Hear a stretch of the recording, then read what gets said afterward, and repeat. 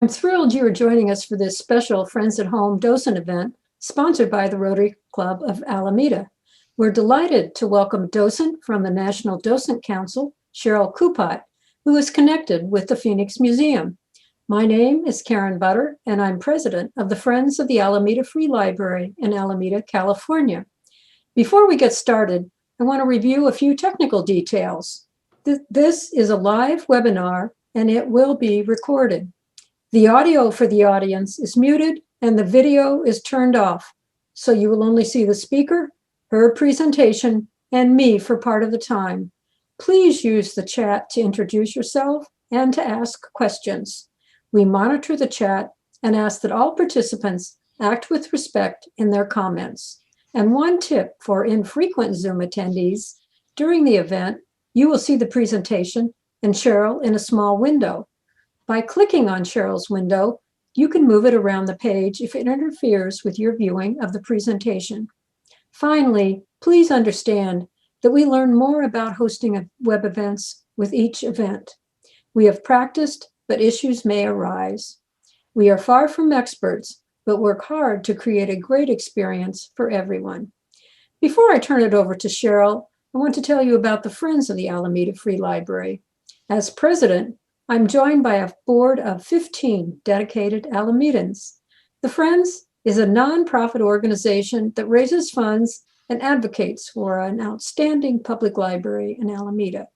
Despite the pandemic, the Friends is committed to its role as a library support organization. Since the shutdown, our virtual docent and author talks have had more than 1,500 attendees. Additionally, our online used bookstore offers books and grab bags from our alamedafriends.com website with bike delivery on the island. And a new set of books is added every week, so check out our website. The Friends at Home events provides an opportunity to connect with you and to share common experiences. Thanks to our supporters for their ongoing donations so that we can continue to honor our commitments to the library and to support Friends at Home events such as this. We ask that you consider a donation to the Friends in any amount that is comfortable for you via our website at alamedafriends.com. Now on to our program. We are delighted to welcome Cheryl Kupat, who will lead us in this exploration. Cheryl has been a docent with the Phoenix Art Museum in Arizona since September 1986. She has also served in many administrative, training, and management jobs in the museum's docent program, and is a past co-chair of the National Docent Symposium. She was honored as a Docent of the Year in 1995 and was nominated by the Governor's Award for an Individual in the Arts. The Friends of the Alameda Free Library is pleased to welcome Cheryl to our Friends at Home series. I turn the program over to Cheryl to hear about African-American artists who were popular and admired in the first part of the 20th century, and as we discover their art today. A reminder to use the chat to ask questions. Cheryl? Thank you. Good evening. My name is Cheryl Kupat. I'm so glad to be with you today.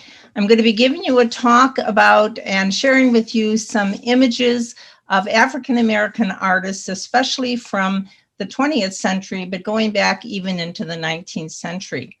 The title of my presentation is Living in the Shadows, Hidden in Plain View. And on truth and advertising, if you will, I need to be sure to tell you where I got that title. Many years ago, when I first put this talk together, which was really in 2013, I had just finished reading a book called Hidden in Plain View. It was a story of the quilts of the Underground Railroad, and I was fascinated to hear about something that I had never known anything about before. It would appear that for a certain group of people, and certainly this is not for everyone in the Underground Railroad, but there were some members of the African-American community who used kind of a secret language in the quilt squares that they created to give instructions and to give directions to people who were running away on the Underground Railroad. Such simple characteristics, such as this one I'm showing you up here, the monkey wrench, was one that would be displayed to tell them when an escape was planned. The one down here at the bottom, the log cabin, would represent a safe house. and so on and so forth, that each one of these different patterns could be used as a clue to direct people and to give them some help if they needed it. This one in the center here with the bow tie gave them the idea that there was a safe church where they could go and get clean clothes and a change of clothes and a little bit to eat. I found it fascinating that something like a quilt that we think of as a warm cover could also be a covert way of communicating with people to save their lives. And that certainly was part of this particular section of these African American women. You know that quilting was a craft that they brought with them from Africa. They had designed these different kinds of clues that became, not that the whole quilt would be hung on the line, but one or two patterns would be put outside at the proper time to give direction. And I found that to be a fascinating and unusual use of art in a time of need in our nation's history. As you all know, now we are celebrating Black History Month. And I don't know if you know it or not, but it started off really in 1926 as Negro History Week. It was chosen as the second week of February because that was the time that incorporated both Abraham Lincoln's birthday and the birthday of Frederick Douglass, two very important people in the story of the African Americans' release from slavery. It was started really by a man by the name of Carter Woodson, who was a professor of history. And he felt it was very important for them to coalesce together a history because he said, without a history, if race has no history, it has no worthwhile tradition. He pointed to the fact that it's a negligible factor or thought in the world. It stands in danger of being forgotten if it isn't remembered carefully. And so began the Negro History Week. Today we celebrate it for the whole month of February.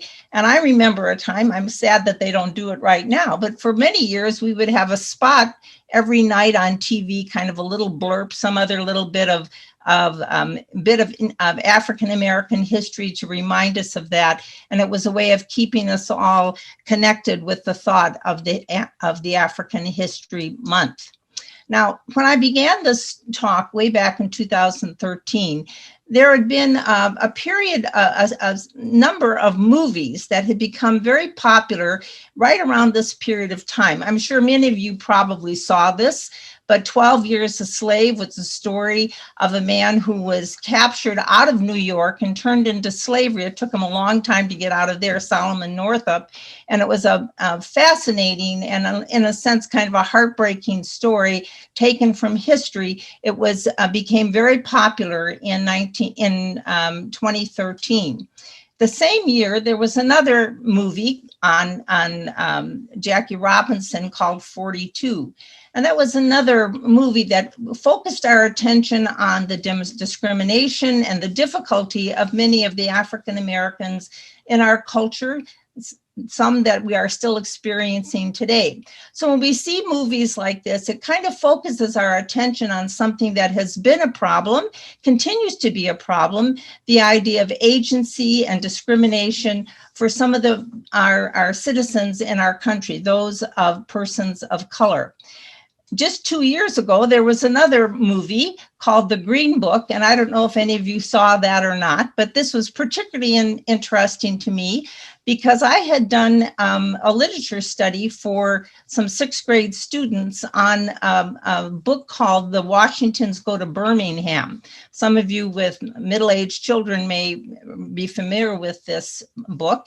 It centers around the little girls who were, and ended up around the little girls who were killed in that church down in Birmingham, Alabama. But part of that story was the parents going from Flint, Michigan down to Alabama.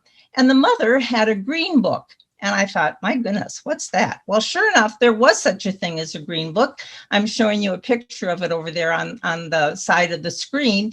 That was a tourist guide, as the book says, that explained to people a safe place for them to go where they would be welcome to use the restrooms, welcome to use the restaurants, where they could get lodging. I'm from the city of Chicago. This was not something that I had known anything about, even though it would have been in my lifetime. And yet I thought, how strange that we had to have this kind of a book in our country, this country where all people are created equal, so that people could travel safely from Flint, Michigan down to the South. So movies like this give us background information about some of the things that we ourselves perhaps would not have to endure, but something that we need to know about. I know this year we've all been very much aware of the Black Lives Matter movement and some of the difficulties that we've had this last year. And again, we tend to still have the problem of dealing with how do we take care of racial inequities in the very daily lives that we have.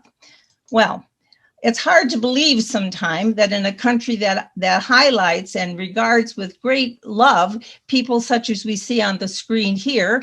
I mean, who wouldn't love to have Denzel Washington come over for dinner? I mean, he can come to my house anytime. And Oprah Winfrey, we know, is one of the wealthiest women in the United States and certainly has made a huge impact on reading and on literacy in our country. Colin Powell, a highly regarded military man. Michael Jordan, just to represent one of the many athletes that we revere and pay big bucks to see. And of course, most recently, our President Obama and his wife. And yet these persons of color still live in a country where we have difficulty almost every day, it may seem, with problems of discrimination and not everyone being treated fairly. I became involved with this topic kind of by, I guess you could say by accident. Some of you may remember where it was very popular in our education circles. The Common Core and multiculturalism was a big thing in schools about 15 years ago. In Phoenix, when we had this multiculturalism push, many of the schools would ask the Phoenix Art Museum to bring representations to the classrooms of artists from Asia, and then from Native Americans, and then from African Americans, and kind of bringing in a cultural perspective. And so I thought I would try to do this. So I got out my good art history book. And lo and behold, there were very few in the art history book that we use for our training, very few mentions of any African American artists. I thought, that's strange.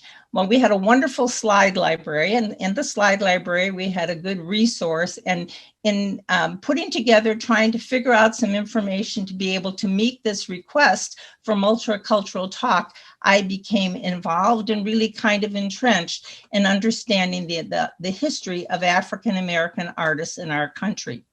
Some of the very early ones were artists from the middle of the 1800s. And they were artists who were, as the books like to say, were untrained. They had this natural ability, although there were people who felt that perhaps they really didn't have that. How can an African American, a person of color, be an artist? This is just one representation done by an artist by the name of Duncanson. And Duncanson painted right around the time of the Civil War, from about 1850 to about 1870, in that period of time. You can see here this very well done landscape. And he was also chosen to do some illustrations for that very important book, Uncle Tom's Cabin. This painting that we have here right now is called Uncle Tom and Little Eva.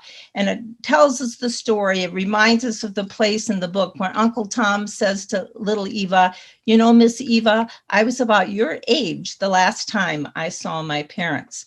We know that one of the things that led to the Civil War was not just that the problem with slavery, but the idea that the people, especially the people in the North, thought it was terrible when they began to understand through this book, Uncle Tom's Cabin, the detrimental effect that slavery had on the family. Why so often a father would be sold off to one plantation, maybe in Virginia, and the mother to North Carolina, and the children maybe to a place in Georgia, and the family would be destroyed. And so Duncanson, with his skill, was able to picture, if you will, the images that went with the story that was so important. Another artist of the same period of time was the gentleman whose work you see here. And again, he is an artist who gives us the look here of this wonderful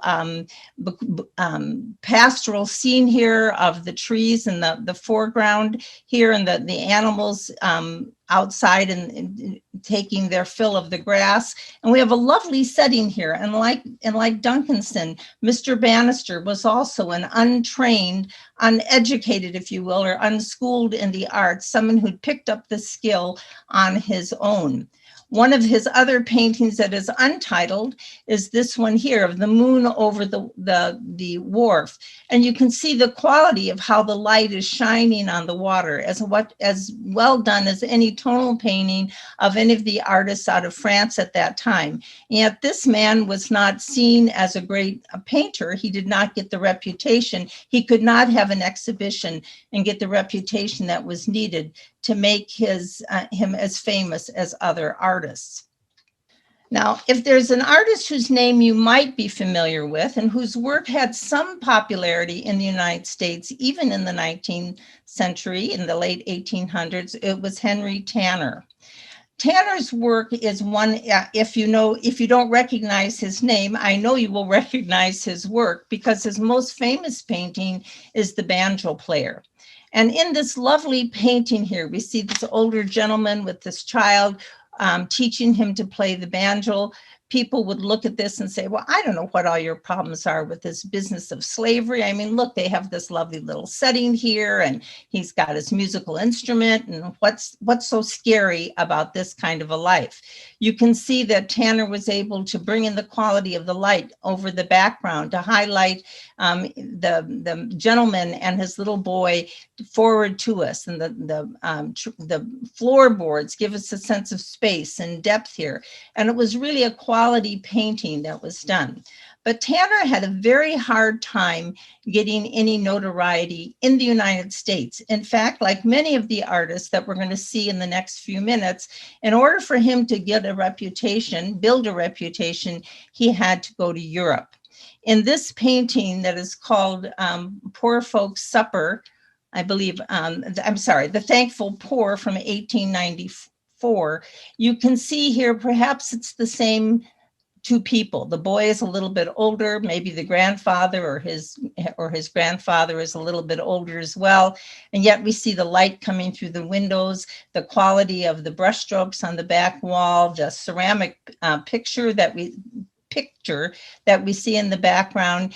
And Tanner has given us the quality of any work of art that would be just as well received in France as an impressionist painting, and yet in the United States, he could not get a following. He had to really go into Europe, to Morocco, where he made many of his most famous paintings, and he spent most of his adult life. He finally came back to the United States and did pass away in Philadelphia, but his mature work was really done overseas, because here in the States, he could not have a following. He could not get an exhibition.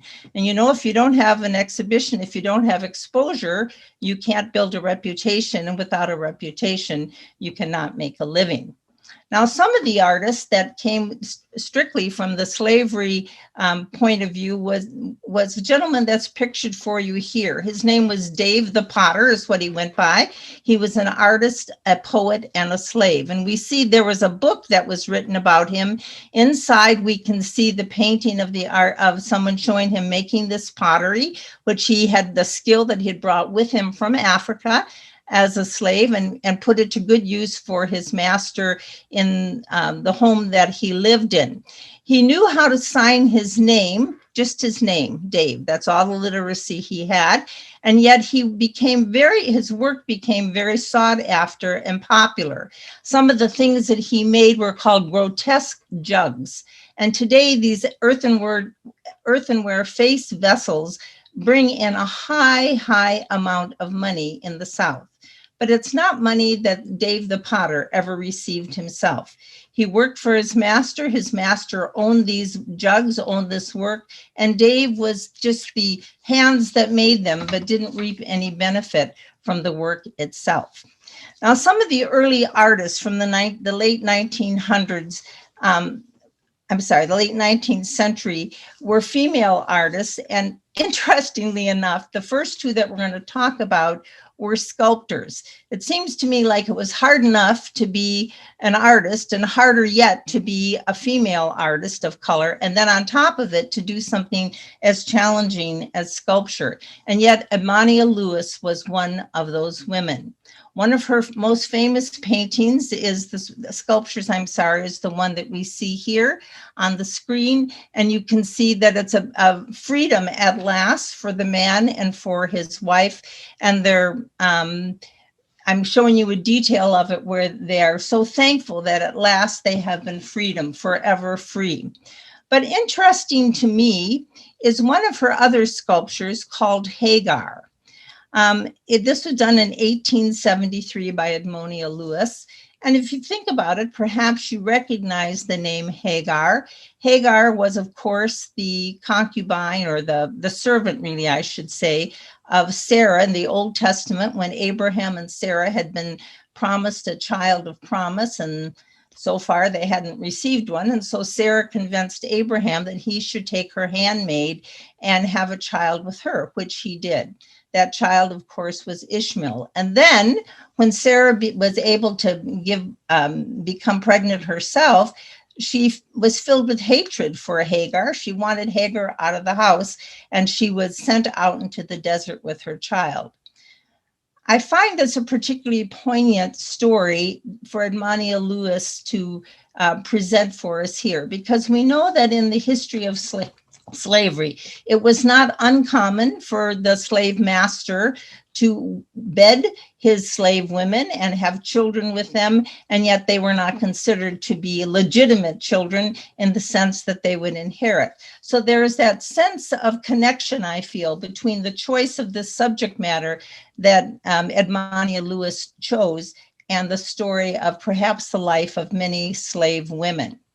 We know that in the period of time after the First World War, then into the 20th century and up into the time of the Depression, this was the time of the great jazz age. People were moving around the country. The war was over, and we had what became known as the Harlem Renaissance.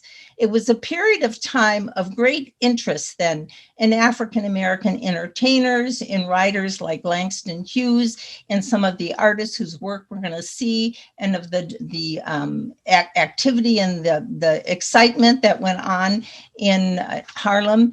And during this period of time, there were many artists who became very popular, and then they seemed to disappear. After the Depression was over, what happened to these artists? Where did they go? They had been so popular. We had a Harlem Renaissance, and then what? Where did they go?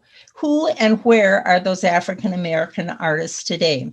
And so as we move into the 20th century, I want us to look at some of them.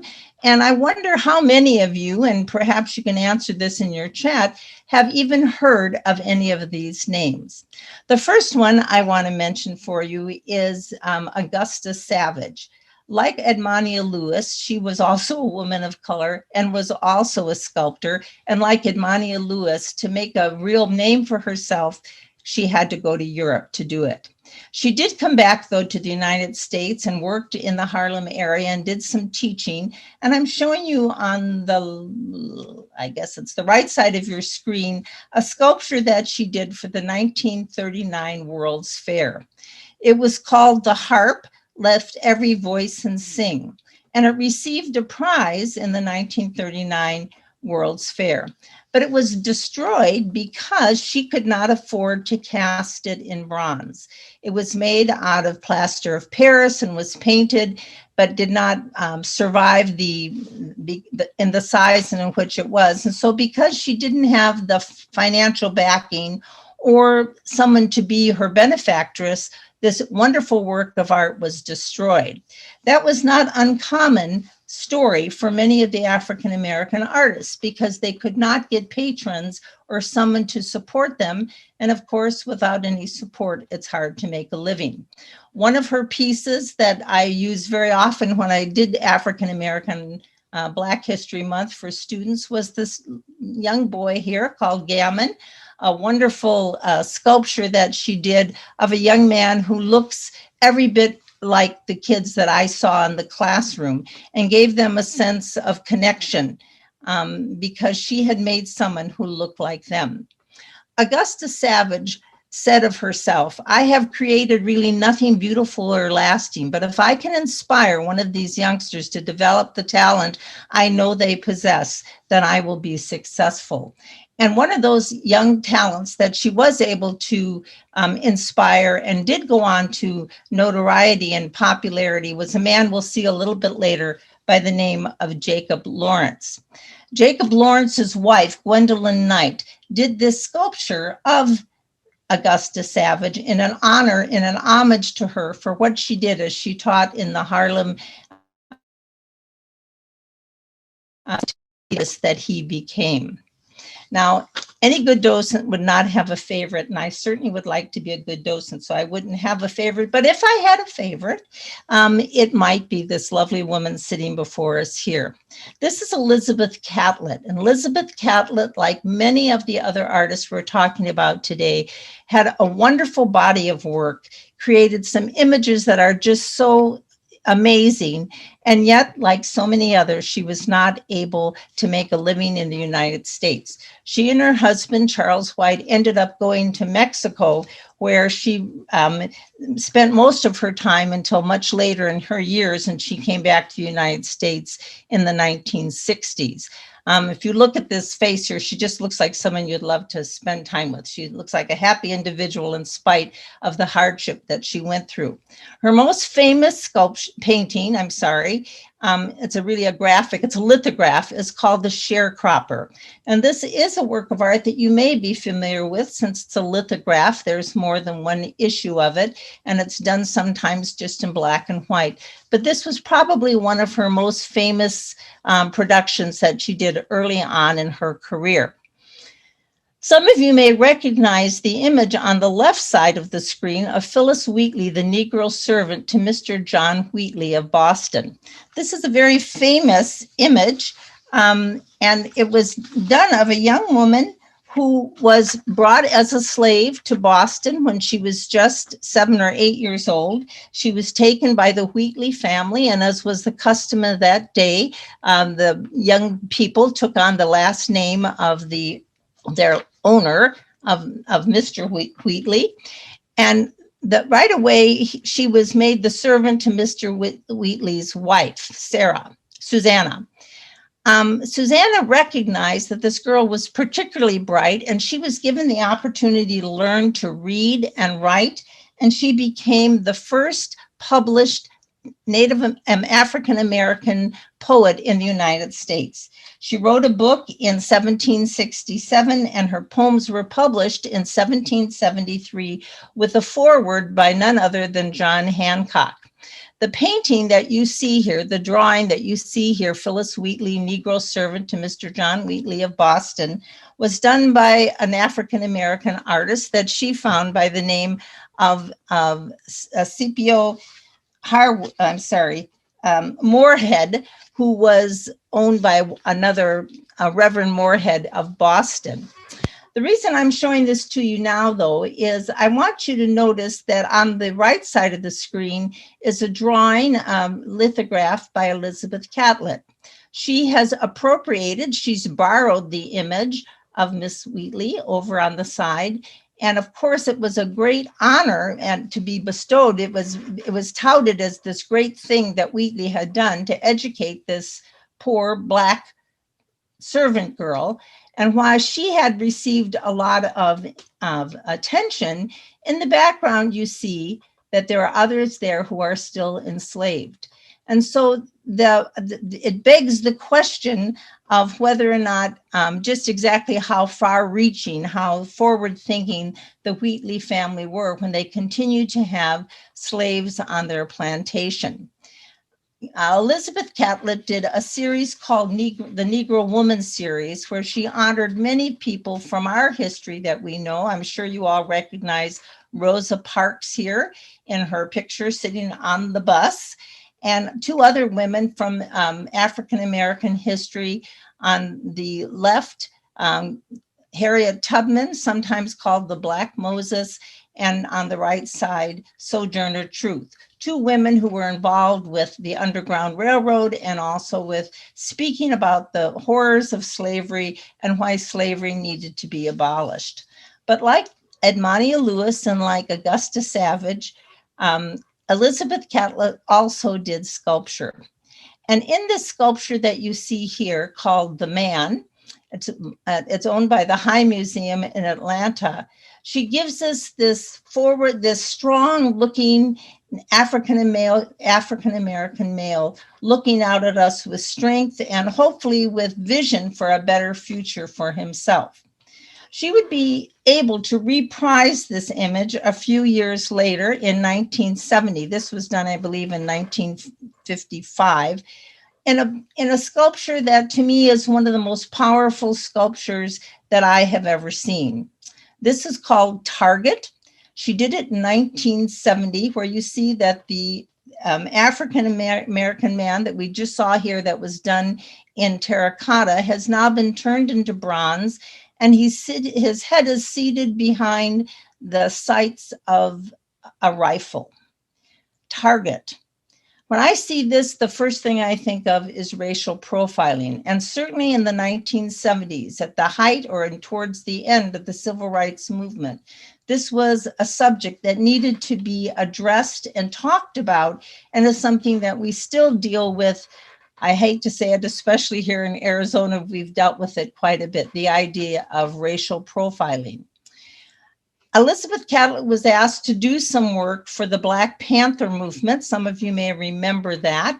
And so this was a poster that she did. You may recognize up here, again, the image of the man that we saw from her sculpture. And the lower part was an image of a sculpture of a woman that she did.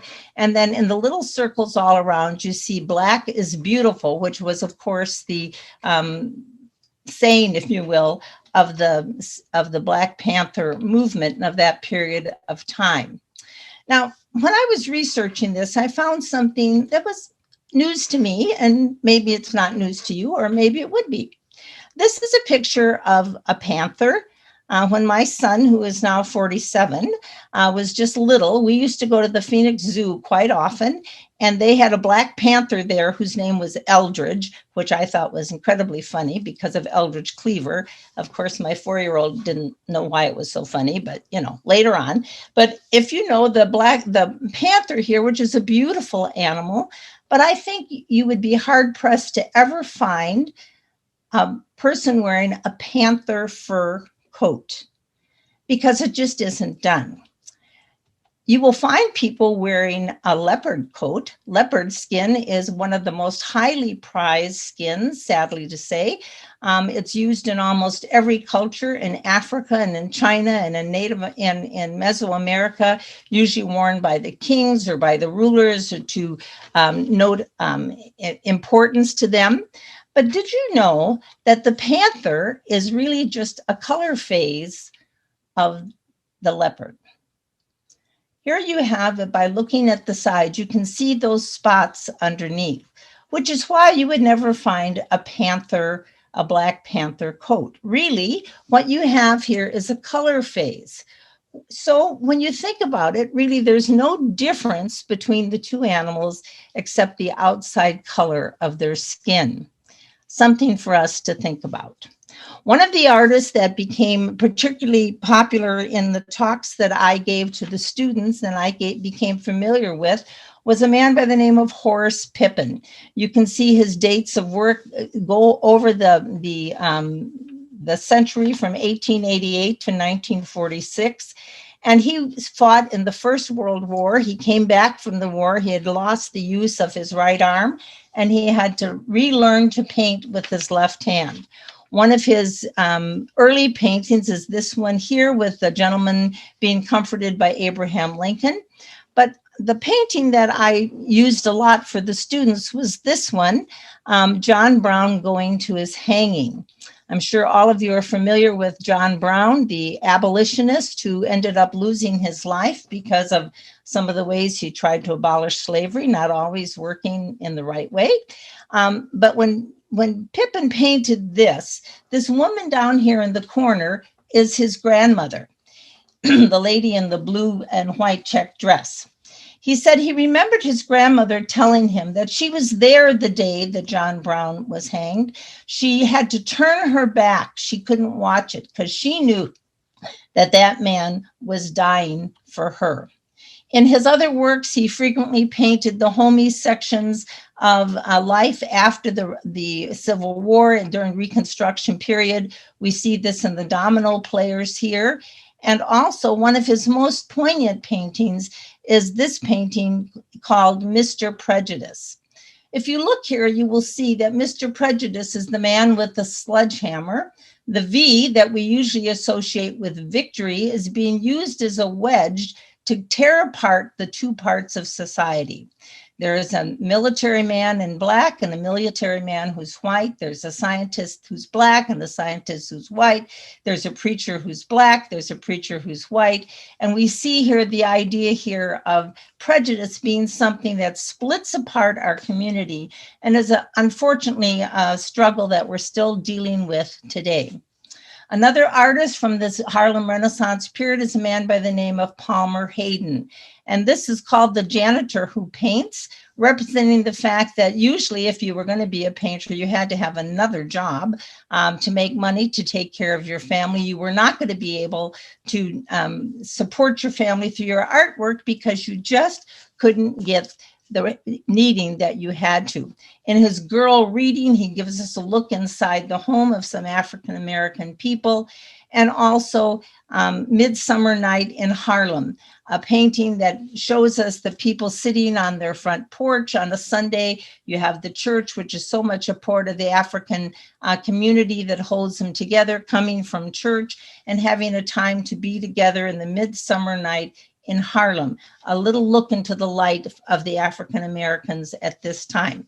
Sergeant Johnson is another man from the same period of time, known as a sculptor for his beautiful sculpture called The Mask, but also for some of his drawings, his paintings, his hope that perhaps someday the persons of color and white people could be together and enjoy music and dance at the same time. Now, John Biggers is a gentleman who came from New York, really came from Kentucky, and then went to New York and ended up in Texas and did some amazing work that also had very little regard until quite late in his life. I'm showing you two of his images, the cotton pickers on the left and the man 1984 on the right. He also did this drawing called Shotguns, which might be a strange name, but if you know anything about New Orleans, some of the homes were called shotgun houses because you could shoot a gun from the front room all the way straight through to the back. Taxes were taxed on how much the front of your house took up. So you would build your rooms one behind the other rather than in a big rectangle. And he lets us know that these are African-American women, not only by the color of their skin and their facial features, but by the wonderful batik dresses that they have on, which was so much a sign of their textiles that they wore. A painting by this artist from France called The Gleaners by Millet certainly is a painting that any museum would be happy to have in their collection. And artists like Biggers and a few others did a kind of work that, for lack of a better term, we call it appropriation. They locked onto a painting that they knew had meaning already, such as The Gleaners, the story of the women who pick up the things from behind after the wheat has been done. You might think of the story of Ruth in the Old Testament, and these women are out just taking the scraps left over in a way to make a living. But in Biggers' work, he shows the gleaners are not picking up wheat, but they're picking up the coal that falls off the trains as they rumble along the track. So they now have coal to heat their homes. One of his paintings that always spoke to me was this one called The Cradle.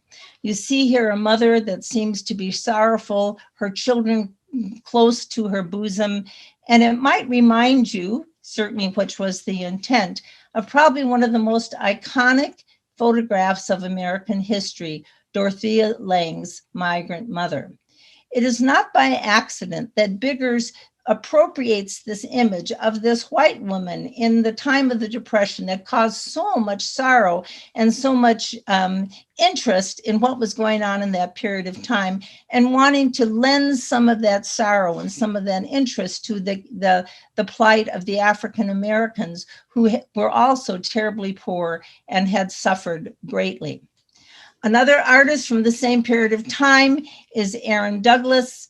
Aaron Douglas gives us his stories, up through slavery as a whole series that he did. And all of his paintings look like they're coming through a scrim, if you will, as though you're looking at it through a piece of gauze, almost like a dream sequence. You can see it here as well as in Trials and Triumphs from 1936. Always this little bit of a hazy color, almost like a dream, like this is something we can only hope for. And in his painting Aspirations, it's not quite so subtle.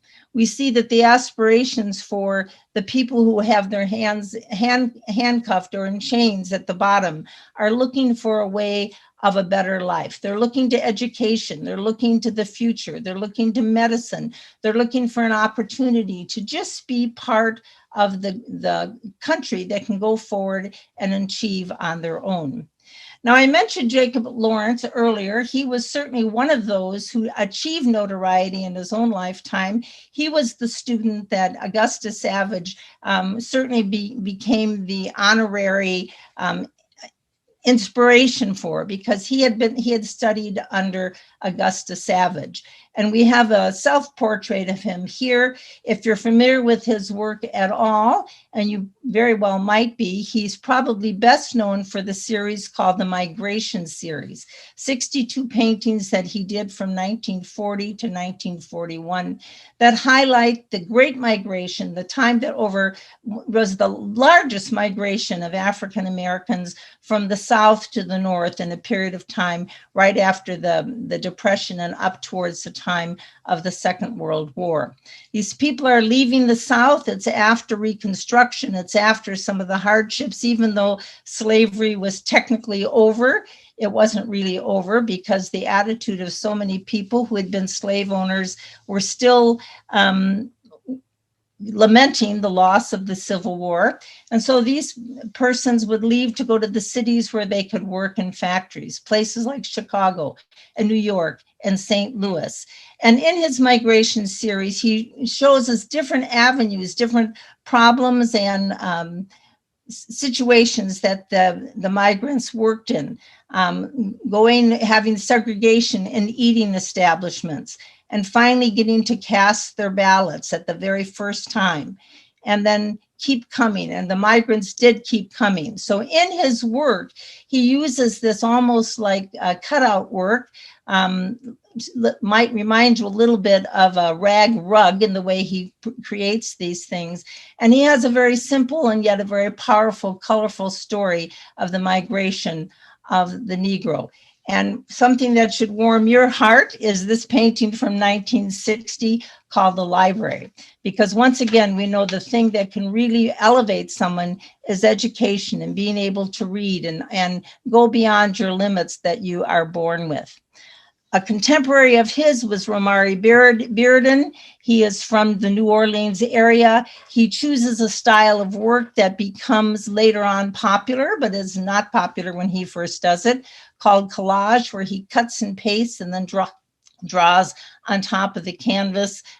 This image here is Morning, and then the three folk musicians from 1969. And then Alan Rohan Crite, a gentleman who has a lovely story, and he says this: I've only done one piece of work in my life, and I'm still at it. I wanted to paint people of color as normal humans. I tell the story of the Black figure through my art. And he does that through schools out, as you see in this painting here, moms picking up their children, just like moms of all colors do, and sunlight and shadow. But one of his most poignant pieces here is this young woman holding her child and looking at an African exhibit that's going to be at the museum.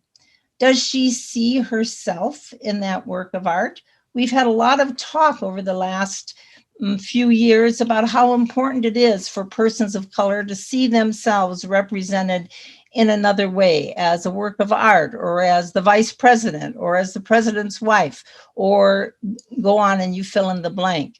And so you have this look of attention that she's giving to the sculpture that is going to be displayed at a museum near her.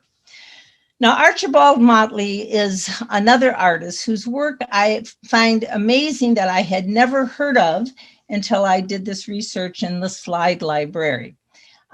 He painted in that Harlem Renaissance time, Saturday night street scene that we see here, a place that could have happened any place in the South, and the Blues, 1929. He did many works of art, but one of them that I find particularly, I'd like you to pay particular attention to, is this painting here called Octoroon. I want you to look closely at the way this young woman is presented. Look at the shading around her neck, the lovely expression on her face, the back of her hands where you can see the veins and the long, glorious, well-manicured fingernail, and the quality of the presentation of this young Octoroon. And then compare it with this painting by John Singer Sargent. And you know that there isn't a museum in the world that wouldn't be more than happy to have this painting by Sargent on their walls. But really, what is the difference in quality between these two paintings?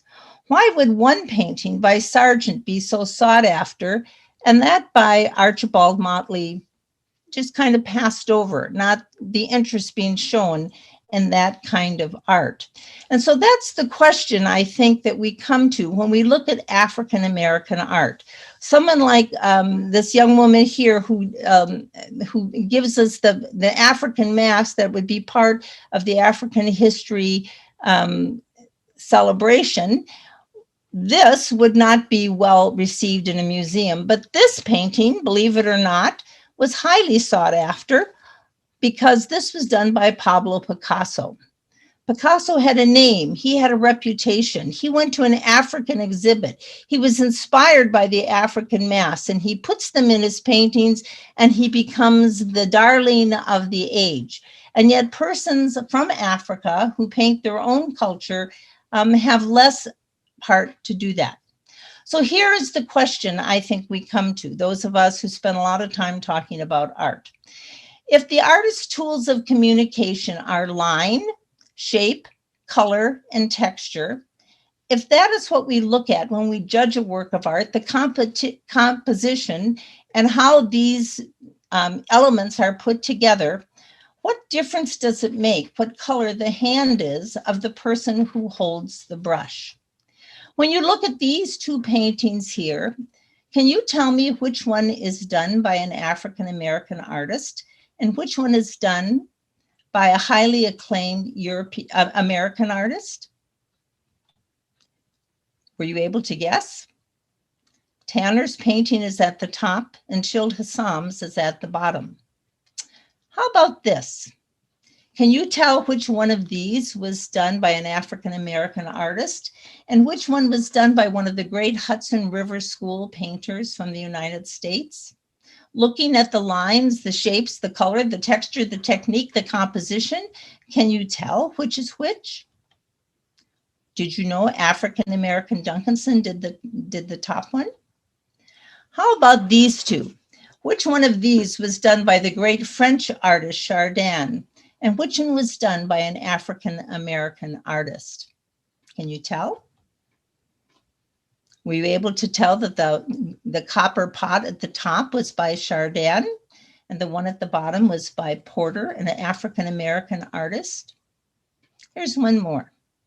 Can you tell which one of these was done by Millet and which one was done by Bannister, the man who did that lovely painting of the moon over the water? And here's the answer. I have to tell you, when I first put this talk together back in 2013, I did not label the paintings. And then the next time I gave the talk, I couldn't tell myself. So I had to go back and label which one was which. So if you're having a hard time, don't feel bad. I put the talk together and I couldn't tell myself. This is the last one. You may recognize this because some of you may be very familiar with Picasso's painting. Of course, his name is on there. But the other painting is done by Sargent Johnson. And so by looking at the details, I hope we can see that it's really becomes a convention that we decide that some artists are better than others just because we know their name. When Matisse does collage, it's highly acclaimed. When Braque does a collage, it's highly acclaimed. When Romare Bearden does one, not so much. When Matisse does a dancer, we would all love to have it in our museums. When W.H. Johnson does sailors dancing, not so much. And so we know that over the course of time, and I'm happy to say over the course of time, this is beginning to change, even at the Phoenix Art Museum. Today we have several works of art. In fact, a couple years ago, we really had a small exhibition of William H. Johnson's work, which was a great deal of joy for me to see it on our walls. This painting by Raymond Saunders, Black Men, Black Male, is one of the favorites that we have, and it combines lots of the details that we've talked about today, some that are very some that have a bit of a political bent to them as well, and incorporate some discriminatory images such as Little Black Sambo and the White Star and some of the other things that are not very nice attitudes about African Americans. And he puts it together in this collage, if you will. His Story, Her Story by Betty Saar takes us into the idea. If we look very closely, we can see the evidences of Africa and also some of the sad stories of life in America from the slave ship that you see here. This is the laying out of the slaves in the bottom of the ship as they come to America, to a lynching, and Little Black Sambo over here, and Watermelon, all parts of his story, Her Story. And Faith Ringgold, who is someone that you're probably familiar with, it's interesting to know that we've come full circle because she chooses to use quilts very often in her paintings, in her works of art. This is a work of art we have at the Phoenix Art Museum. It's a story quilt by Faith Ringgold, as is this one, the Flag Story Quilt, where she takes this old craft of quilting that came from Africa, and she updates and contemporizes it and then writes the story so we can read it and see the pictures as well as read the words. And in her painting called The Sunflower Quilting Bee, she brings together some of the important women from African American history: Rosa Parks, Sojourner Truth, Harriet Tubman, Mother Walker, and she brings them together in a field of wonderful sunflowers with none other than Vincent van Gogh back there, reminding us of how the sunflower is a picture of friendship. Today, one of the most famous African-American artists today, painting today, is Kehinde Wiley. We know that at the Phoenix Art Museum, we're very fortunate to have this work of art by him, where he uses what's called street casting and gives the opportunity for young men of color to become the importance, to take on the pose, if you will, of someone important in their history. He asks them to wear their own clothes, but to adopt the posture of someone in power that they might be familiar with, like this sculpture of the liberators of Rio de Janeiro that they are in front of. And he gives us the opportunity, because the painting is quite large, to look up at them and give them a sense of importance, to give them their due. And so he uses his skill today to bring us to attend to and think about how we think about persons of color. He's probably best known to us today for the painting that he did of President Barack Obama. It's in the National Gallery. It was unveiled in February of 2018. And here he has Obama sitting in front of the foliage that comes from the 4 places that Obama has lived, from Kenya, from Hawaii, from Chicago, Wrigley Field, and Washington, D.C. Some of you are familiar, I'm sure, because you're from the library of Langston Hughes. And he said this: "Hold fast to your dreams, for without them, life is a broken winged bird that cannot fly." That's what these artists had to do. They had to hold fast to their dreams. They had to persevere, sometimes out of the country, sometimes with very little recognition, and yet persevere they did. And today we have the opportunity to learn about them and to give them, as it were, a second chance, to bring them out of the shadows, to bring them into the present. And so I hope that as we think of these names today, perhaps some of them are new to you, the next time you see them or you have an opportunity to read about them, you will have an opportunity to experience them anew for the first time, but not the last. This is the Phoenix Art Museum. This is where I volunteer. We would love to have you visit us if you're ever in town. Our website is printed down there so you can find out what's going on. We are open, limited opening in this COVID time, but after being closed for 7 months, a limited opening is a whole lot better than none. And I promised my friends just a little bit of a surprise, so I'm going to do this very quickly. I don't know if you saw in the paper that this particular painting by Jacob Lawrence was discovered hanging on the wall in a living room across the street from the Metropolitan Museum of Art in New York City. It had been there for over 40 years. People had no idea that this was a lost painting by him that was needed to complete a work of art. So go home and check to see what you have on your walls. It may be the long lost painting that we need to find. I hope some of you recognize this painting. This is by none other than Duncanson. This is the painting that Jill Biden chose for the brunch, if you will, after the inauguration. She was allowed to choose any painting from the Smithsonian, and this is the one she chose. When I saw it on the screen, I said, oh my goodness, I know who painted that. And what makes it particularly important, that Duncanson, like other men like him at his time, in the 19th century, a rainbow was always a symbol of hope and promise. Here's a man who didn't have much hope, and yet he could paint hope and promise in his painting. And what a perfect painting for us to have at the beginning of a new tenure of presidential life, an idea of hope and promise for the future. And last but not least, I want to share with you this sculpture of none other than Phyllis Wheatley, the first American poet. And perhaps she reminds you a little bit of Amanda Gorman, because Amanda Gorman, who gave that amazing speech at the inauguration, that amazing poem at the inauguration, says in her writing that she was greatly influenced and encouraged by someone like Phyllis Wheatley, someone who against all odds was able to find her voice and to publish beautiful writing. And so she says this: I would say anyone who finds themselves suddenly famous or visible, think about the big picture. We are treated as lightning or gold in a pan, speaking about people who are artists, who seem to be so unusual. She says, we are not treated as things that are going to last. I am learning that I am not lightning that strikes once. I am the hurricane that comes every single year. There are people now who are saying that Amanda Gorman and some of the artists today are the Black Renaissance, the second Renaissance. And perhaps this time around, they will have a greater following. Thank you very much for your attention. I hope you have a lovely evening. Cheryl, thank you for a fascinating exploration of Black artists, many of which I think many of us have never heard of before. So it's really exciting to be introduced to such amazing artists.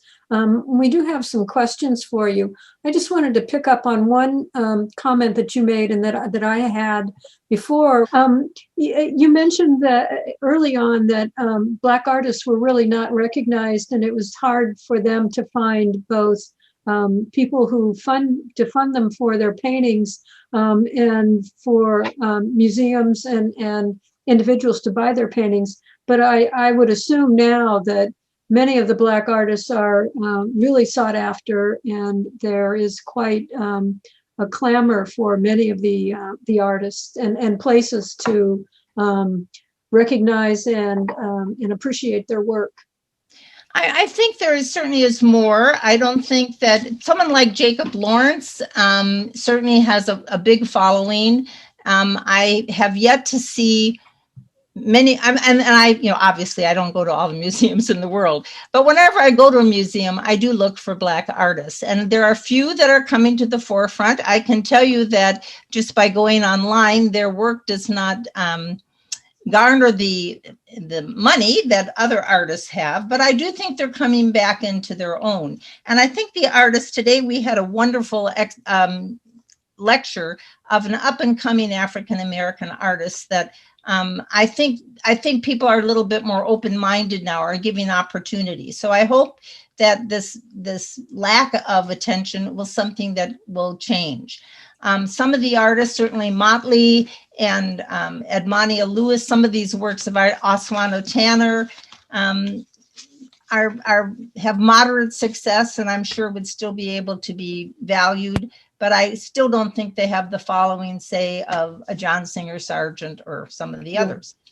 I do. Some of you may remember when Bill Cosby's show was on TV. He had very often African-American artists' paintings on the walls in his house, which was interesting to someone who knew who those people were. I said, ooh, I know that artist. So I think even in Hollywood, they're trying to, bring them to the forefront. Yeah. There's a comment from Pam. Yes. And she said, you mentioned Jacob Lawrence. Virginia Jordan was a student of Lawrence when she was in grad school at the UW. Jordan has an amazing painting of Ruby Bridges. And yes, we have a school in Alameda called Ruby Bridges called Carnival. She's talking about this painting this month through the PAL Assembly sponsored by Rhythmix Cultural Work and AEF's Art Across the Island. Rhythmix, again, is a local arts organization. So for those of you that are local, you may want to check out the Rhythmix and Alameda Educational Foundation Art Across the Island. So it's interesting that we're able to bring that perspective and the art both to the local community. And I should say that not only did Jacob Lawrence have this wonderful skill, but he also had a patron, a lady by the name of Halprin, who saw his work. She was a wealthy lady in New York. She owned a gallery, and she promoted him and really brought him to the forefront. And that, of course, is what every artist needs. And then he kind of went on from there. So I don't want to give the impression that nobody helped anybody out, but as a system, our country was lacking, I think. David said the poet Marilyn Nelson has a book entitled Augusta Savage, The Shape of Life. And that book is supposed to be coming out this coming September. So for those of you that like Savage's art, please check out the book. Let's see, let me get down. Another interesting question from Allison. Thank you for your work. How do you think a person of color would make this presentation differently? Oh, probably better. I don't know. They certainly could speak with more of I don't know how to answer that. I will tell you that, and I don't want to I know you're all tired, but I'm married to a gentleman from India. So I have children who are, kind of in that interesting color range. And maybe that makes me a little bit more sensitive to this kind of subversive attitude. I can't tell you the number of things that people have said to me, just ridiculous things. And you say, why would someone say something like that? Like, that can't really be your child. And where did you get him? And, aren't you afraid what your baby will look like? And, all kinds of crazy things. So it's a problem that we have of judging people only by their exterior. And that's what I had hoped to accomplish, especially with showing you those two paintings and asking you to check. Because really, when you come down to it, the work should be judged on the work and not on the person who has the name or doesn't have the name. That's my own personal bent. So perhaps an African-American speaker would look at it differently. I'm not sure. I'm sorry, I can't give you a better answer. Yeah. I had a question for you. The sculpture Target, where Yes. can one see that sculpture? You know, it may be at the High Museum. I can find out for you, and I'll be glad to, if I can send you the answer. I don't know exactly where it is. I think there's only one of them. I don't think that there's more than one. I find it to be one of the most powerful sculptures that I've ever seen. And I remember the day she died, it was on NPR, and I almost drove off the road. I was feeling so sad because I love her work so much. But I will be happy to check on that for you, and I don't know. The other work, she has many works, which I think is a great credit to the High Museum in Atlanta, that they have a very strong African-American art collection there. Mm-hmm. And when you think of that being in Atlanta, Georgia, which is kind of the heart of the South, I think it shows a real openness on their part to be expansive in their appreciation for the art. It may be there, but I don't know. I will be happy to check on that for you and get back to you. And then one final comment. The person said, "Thank you, Cheryl. This is more than needed education. It is mind and heart expanding." So I think that's all the comments that I see. And so I will close. And I want to thank you all for attending our event, and to Cheryl for introducing us to many of the amazing work of African-American artists and their stories. We have an outstanding program coming up for Friends at Home with 4 events in February. On the 24th, we have a second program on African-American art, Revelations, Art from the African-American South, featuring docent Marsha Holm. And then we have 2 author talks in February. This Wednesday, February 10th, Elsa Hart will talk about her highly acclaimed mystery set in 18th century China. And on the 17th, Robin Sloan will discuss his book, Mr. Penumbra's 24-Hour Bookstore in Sourdough. So a very full month of events. Wow. Please join us. And please consider a donation to the Friends of the Alameda Free Library at alamedafriends.com. This will allow us to continue to sponsor events such as these. Watch our website, newsletter, and Facebook page for additional events and to register. A special recognition to those who helped to make this happen: David Beal, Karen Manuel, and Kumar Fonse, and a special thanks to docent Cheryl Kupat for an outstanding program, and a special recognition for the Rotary Club of Alameda for its support. Finally, thanks to you for joining us today.